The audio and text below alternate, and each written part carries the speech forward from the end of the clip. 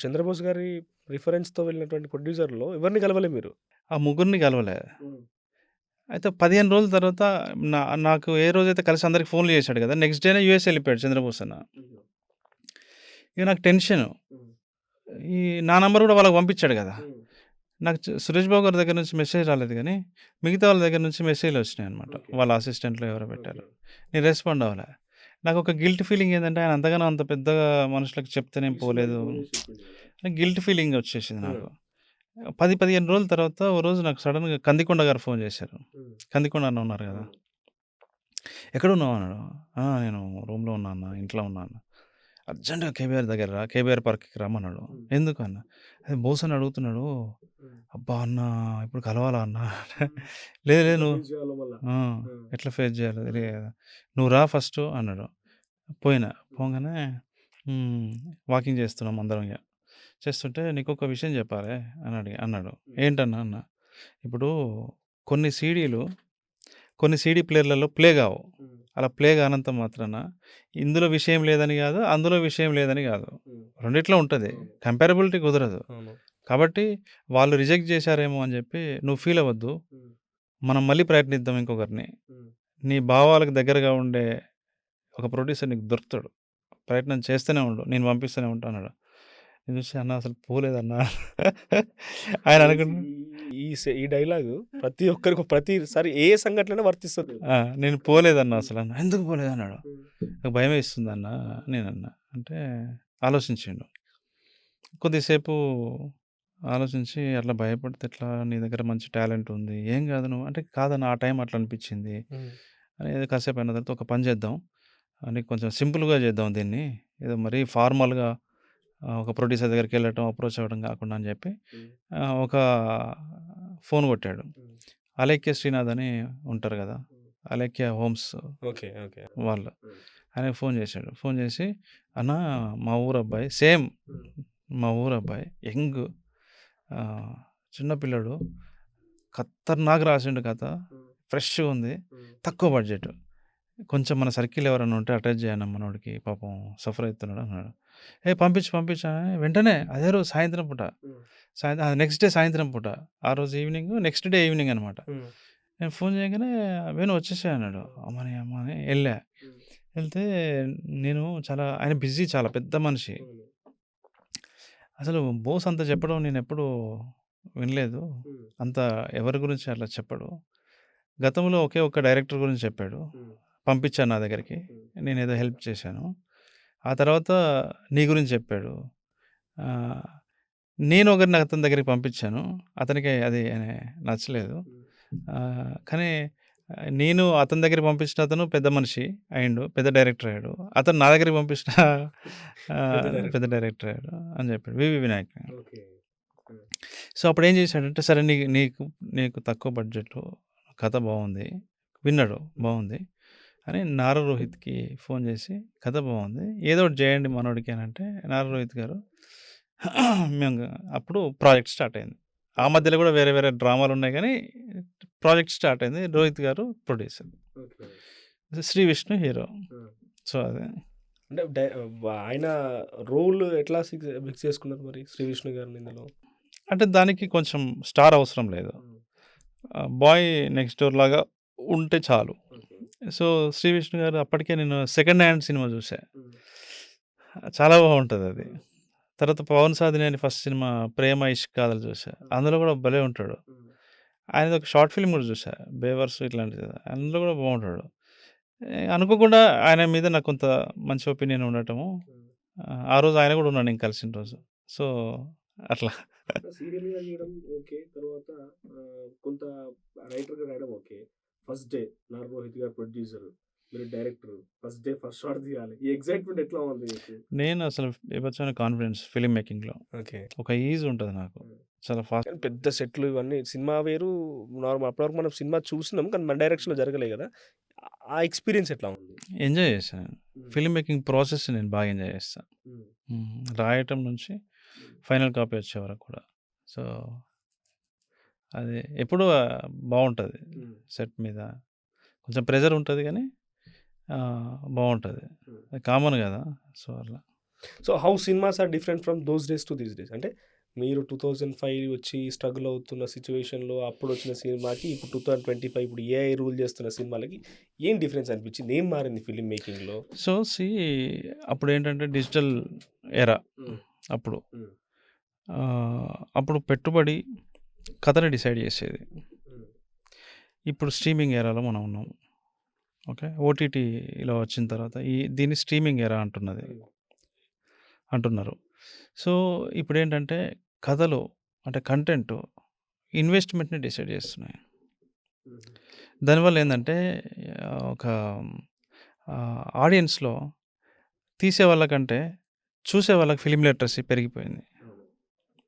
ఇప్పుడు మనలాంటి ఫిల్మ్ మేకర్స్‌కి అంటే మంచి అంటే మీనింగ్‌ఫుల్ సినిమాలు, వాస్తవాలకి దగ్గరగా ఉండే సినిమాలు తీసిన ఫిల్మ్ మేకర్స్‌కి ఇప్పుడు ఒక గోల్డెన్ ఎరా అని చెప్పొచ్చు. హ్మ్.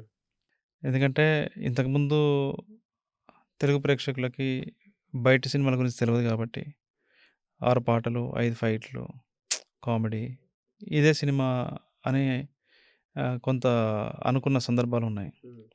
ఇప్పుడు రకరకాల కంటెంట్ చూస్తున్నారు. వరల్డ్ కంటెంట్ చూస్తున్నారు. అవును. ఇప్పుడు సినిమా ఏంటో వాళ్ళందరికీ తెలుసు. మనం ఎలా తీసినా గూడా ఇప్పుడు కొంతవరకు యాక్సెప్టెన్సీ ఉంటుంది. పెరిగింది కొంత ఇప్పుడు. సో, అదే డిఫరెన్స్. ఓకే. ఛాలెంజింగ్స్ పెరిగినాయా? అప్పటికి ఇప్పటికి డైరెక్టర్స్‌కి గాని, ఆర్టిస్ట్‌లకి గాని, ప్రొడ్యూసర్‌లకి గాని? కాంపిటీషన్ పెరిగింది. కాంపిటీషన్ కాదు. ఇంక ఛాలెంజెస్ అంటే పబ్లిక్‌లో మనం రీచ్ అవ్వాలంటే మనం పబ్లిక్ తగ్గట్టుగా చేయాలి. ఈ ఛాలెంజ్ ఫేస్ చేయాలి. ఛాలెంజెస్ నేనేది. ఛాలెంజెస్ పెరిగినాయి. అదే చెప్తున్నాను. మనకేంటంటే ఎప్పుడైతే ప్రొడక్షన్ వాల్యూస్ పెరిగినాయో, హ్మ్. అంటే బాగా డబ్బులు పెట్టి తీయటం, హ్మ్. 1000,00,00,000తోని కూడా సినిమా తీసే రోజొకటి ఈరోజు రావటం. హ్మ్. 800,00,00,000 పెట్టి ఇప్పుడు రాజమౌళి గారు తీస్తున్నారు. హ్మ్. ఇలాంటి ఒక రోజు తెలుగు సినిమాలో రావటం అనేది చాలా గొప్ప విషయం. అవును. సో, ఇలా వచ్చినప్పుడు ఏందంటే నెట్‌ఫ్లిక్స్ అనేది ఒక స్టాండర్డ్ సెట్ చేసి పెట్టింది. హ్మ్. పిక్చర్ క్వాలిటీ, సౌండ్ క్వాలిటీ, అవును.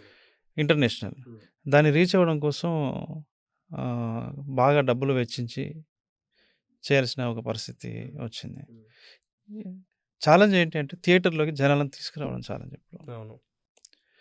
అదొకటే ఛాలెంజ్. హ్మ్. మిగతా అంతా కూడా ఏంటంటే చే లైక్ మనం ఎంచుకున్న కథను బట్టి ఆ సినిమా ఆహ్, ఆధారపడి ఉంటది. హ్మ్. ఇప్పటివరకు అడిగిన దాంట్లో చాలా ప్రాంప్ట్‌గా మీ ఒపీనియన్ అన్నీ షేర్ చేసిరన్న. ఇంకొకటి అడుగుతానండి సినిమా ఇండస్ట్రీకి సంబంధించి. ప్రతి సందర్భం నాకు తెలిసి ప్రతి వారానికి ఒకసారి యాస్ ఎ న్యూస్ రీడర్‌గా, జర్నలిస్ట్‌గా ఇవన్నీ ఫేస్ చేస్తూనే ఉంటాం. ఎక్కడో ఒక మహిళ బయటకొచ్చి లేకుంటే హీరోని యాక్ట్ చేయాలనుకున్న ఆవిడో, లేకుంటే జూనియర్ ఆర్టిస్ట్ ఆవిడ బయటకు వచ్చి మమ్మల్ని కమిట్మెంట్స్ అడిగిరని, లేకుంటే కాస్టింగ్ కౌచ్ అని రకరకాలు వస్తూ ఉంటాయి. Is that true? నిజంగా ఉంటదా? ఇప్పుడు తక్కువ యాక్చువల్లీ. హ్మ్. ఒకప్పుడు అంటే ఇప్పుడు ఆహ్, అన్ని చోట్ల మెన్, వుమెన్ రిలేషన్‌షిప్స్‌లో డిఫరెన్సెస్ హ్మ్. అంటే ఆహ్, డిఫరెంట్ చేంజెస్ అంటే సిట్యుయేషన్‌షిప్ అని హ్మ్. కొత్త కొత్త రకరకాల పదాలు కూడా ఆ! జోడిస్తుర్రు వాటికి. వచ్చినాయి. హ్మ్. లిబరేషన్ పెరిగిపోయింది ఇప్పుడు ఓకే. యూత్‌లో. వుమెన్ ఆల్సో క్లారిటీగా ఉంటున్నారు. హ్మ్. ఒకరితోని ఏదన్నా రిలేషన్‌లోకెళ్ళేటప్పుడే ఆహ్, ఎగ్జిట్ ఏంటో ముందే ప్లాన్ చేసుకుంటున్నారు. ప్లాన్ చేసుకుంటున్నారు.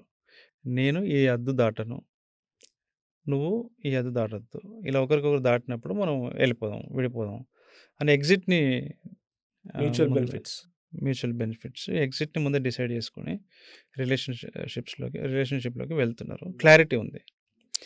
సో, చదువుకొని వస్తున్నారు ఇండస్ట్రీకి కూడా. హ్మ్. మంచి ఫ్యామిలీస్ నుంచి, హ్మ్. కల్చర్ ఉన్న ఫ్యామిలీస్ నుంచి వస్తున్నారు.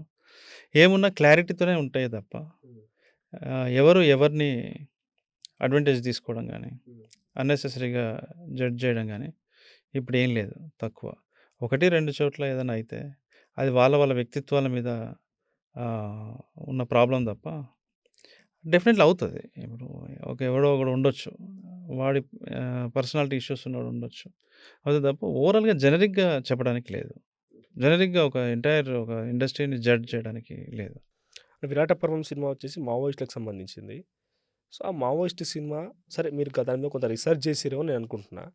ఇప్పుడు ప్రెజెంట్ డేస్‌లో మావోయిజం అనేది పూర్తిగా అంతమైపోతుంది. ఈరోజు గూడా నేను మీతో ఇంటర్వ్యూ చేసే కంటే ముందు హిడ్మా అంతమయిండు, మా ఎన్‌కౌంటర్‌లో మరణించిన ఒక వార్త చెప్పి వచ్చిన మీ దగ్గరికి ఇంటర్వ్యూ చేసే టైం కూడా. సో, మావోయిజం అనేది అంతమైపోతున్నది. సో అప్పుడు వాళ్ళ ఇంపాక్ట్ ఉండాలి అనేటువంటి ఆవశ్యకత పబ్లిక్ నుంచి వచ్చిన డిమాండ్స్. ఎందుకంటే వాళ్ళు ఉండడం వల్ల అంతో ఇంతో మేము మాకు కొంత రైట్స్ దక్కుతున్నాయి, మా హక్కు తెలుస్తున్నాయి రకంగా అప్పుడు అనుకున్నారు. ఇది అనుకున్నా అవుననుకున్నా కాదనుకున్నా అది గ్రౌండ్ రియాలిటీ అది. సో ఇప్పుడు వాళ్ళ ఇంపాక్ట్ ఉందా? వాళ్ళ ఇంపాక్ట్ అవసరమా? మావోయిజం అంతా అయిపోవడాన్ని మీరు ఎట్లా చూస్తారు? అంటే అంటే ఒక ఫిల్మ్ మేకర్‌గా అంటే నేనైతే ఇప్పుడు మావోయిజం అనేది అదొక ఐడియాలజీ, భావజాలం ఎప్పుడు అంతమవ్వదు. భావజాలానికి అంతమంటూ ఉండదు. చావు ఉండదు. రూపాలు మారుతా ఉంటాయి. మావోయిజం అంతమవ్వదు గానీ, మావోయిస్టులు అంతమవుతూ కావచ్చు. సో, వాళ్ళ వాళ్ళ అంటే ఆ రాజకీయ సందర్భం ఇప్పుడు లేకపోయినా గూడా, ఆనాడు వాళ్ళు చేసిన ఫైట్, ఆనాడు చేసిన త్యాగాలు, వాటి ఫలితాలు ఈరోజు చాలా ఉన్నాయి. చాలా ఉన్నాయి. సో, కాబట్టి డెఫినెట్‌లీ వాళ్ళ వాళ్ళ త్యాగాలని, వాళ్ళ వాళ్ళ కష్టాన్ని అవసరం ఇప్పుడుందా అనంటే? వాళ్ళ త్యాగాల్ని, వాళ్ళ కష్టాల్ని మనం గౌరవించాల్సిందే ఎప్పటికి కూడా. వాళ్ళ అవసరం ఇప్పుడుందా అంటే? వాళ్ళ అవసరం అంటే ఇప్పుడు ఉందా అనంటే అంటే ఇప్పుడున్న పొలిటికల్ సినారియోలో, ఇప్పుడున్న సిట్యుయేషన్స్‌లో. అదే చెప్తున్నా. ఆ రాజకీయ సందర్భం ఇప్పుడు లేదు. ఆ పొలిటికల్ కంటెక్స్ట్ ఇప్పుడు లేదు. ఇప్పుడున్న పొలిటికల్ కంటెక్స్ట్‌కి ఆహ్, మైండ్‌లో పెట్టుకొని ఏదైనా అప్‌డేట్ అవుతే డెఫినెట్‌లీ మంచిదే. One last suggestion to the new film makers ఎవరైతే రావాలనుకుంటారో, ఎందుకంటే సోషల్ మీడియా ఇంపాక్ట్ వచ్చిన తర్వాత చాలా వరకు ఊర్లలో కూడా ఏదో రకంగా చిన్న చిన్న షార్ట్ ఫిల్మ్ చేసేటోళ్ళ దగ్గర నుంచి నవ్విస్తున్నారు. వాళ్ళకి తగ్గట్టుగా వాళ్ళు నవ్విస్తున్నారు. ఎమోషన్ క్రియేట్ చేయగలుగుతారు. ఏమైనా చేయగలుగుతున్నారు. అలాంటి యాస్పిరేషన్ ఉన్నవారు సినిమా ఇండస్ట్రీకి రావాలంటే what is your last suggestion? నేను సజెషన్ ఇచ్చేంత నాకేమి లేదు. మంచిగా చదువుకొని ఆ! మంచి సినిమాలు తీయాలంతే. మీనింగ్‌ఫుల్ సినిమాలు తీయాలి అనేది ఉంటాను. ముఖ్యంగా నవంబర్ 21న 'రాజు వెడ్స్ రాంబాయ్' సినిమా రిలీజ్ అవుతుంది. తప్పకుండా ప్రతి ఒక్కరు సినిమా థియేటర్‌లో చూడండి. థియేటర్‌లో చూసి ఇంకొక నలుగురికి మీరు సినిమాని రికమెండ్ చేయండి. మంచి సినిమా బతుకుతుంది. రైట్. 'రాజు వెడ్స్ రాంబాయి' ఇందాక చెప్పినట్టుగా రియాలిటీకి చాలా దగ్గరగా ఆ సినిమా నేపథ్యం ఏంది? ఎక్కడెక్కడ ప్రొడ్యూస్ చేసిర్రు? ఎక్కడ దాన్ని షూట్ చేసిర్రు? చాలా గ్రాస్ రూట్స్ ఒక రూరల్ ఏరియా నుంచి షూట్ అయిన సినిమా అది. సో, ప్రతి ఒక్కరు నాకు తెలిసి మీలో గూడా మిమ్మల్ని మీరు అజంప్షన్ చేసుకుంటారేమో ఆ సినిమా చూస్తే. నవంబర్ 21కి 'రాజు వెడ్స్ రాంబాయి' అన్న వేణు అన్న ప్రొడ్యూస్ చేసిన సినిమా.